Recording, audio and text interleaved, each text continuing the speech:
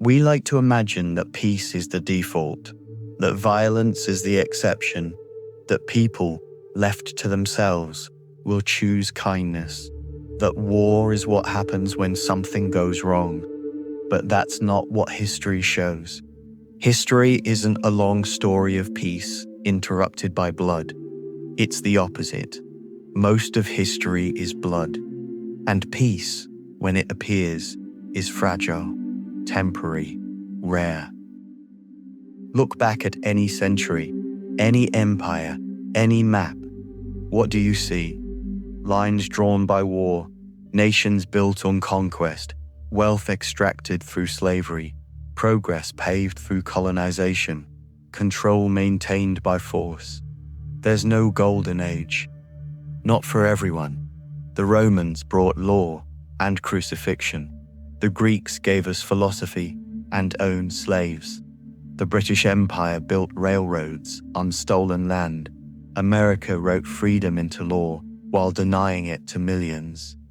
Even the quietest periods in history were only quiet for the powerful. If you were poor, displaced, female, colonized, or enslaved, peace was something that belonged to other people. We like to tell ourselves we've moved past all that we're better now, more civilized, more just. And yes, we've made real progress. There are fewer wars between major powers, fewer people living in extreme poverty, fewer public executions and open empires. But still, we live in a world of silent violence, where children die from lack of clean water, while others debate the price of bottled luxury, where wars are fought with drones instead of swords, and the bodies are still real, where systems exploit the many so a few can live in peace. This is not a world without blood. It's a world that's become better at hiding it. It's hard to accept all this, because if peace isn't the norm, if cruelty is embedded in our past and still alive in our present, then what does that say about us? We want to believe we're getting better. We want to believe history bends toward justice, but maybe it only bends because we pull it against its nature. Maybe peace doesn't grow on its own. Maybe it has to be built, held, fought for, without violence. And maybe the minute we assume it's guaranteed, we start to lose it again. There's a myth we all grew up with, that humans are good at heart, that the world is getting better, that things are fair, or at least trying to be. It's not hard to see where this myth comes from. It's comforting. It gives us hope. But history isn't made of comfort. It's made of power. And the truth is, most people didn't live in peace. They lived under kings, tyrants, invaders, empires. They were taxed, imprisoned, censored, killed. They watched their homes burn.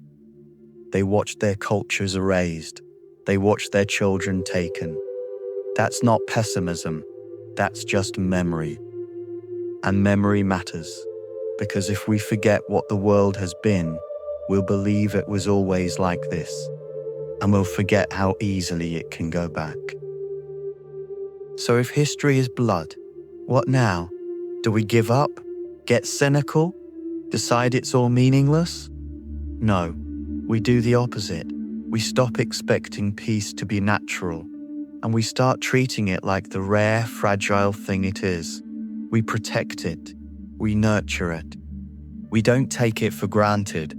We stop using the present as proof of our goodness and start using it as a test.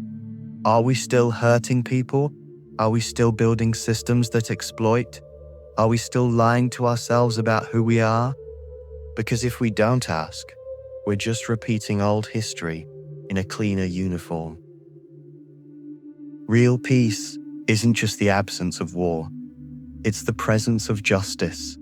It's safety, dignity, fairness, a future that doesn't depend on someone else's suffering. Peace isn't just silence. It's how we treat each other when no one's watching. It's what we build for the next generation, not just what we take from the last. And the people who made peace possible in the past, they weren't the conquerors, they weren't the kings, they were the ones who refused to forget, refused to dehumanize, refused to let cruelty become normal. They were the ones who remembered what blood smells like. We come from blood. That's not shame. That's history. But now you know it. Now you see it clearly. And that means you get to choose differently. Peace is not what we are. It's what we make when we finally stop pretending that violence was the exception. Because once you stop looking for a golden age, you can start building something real.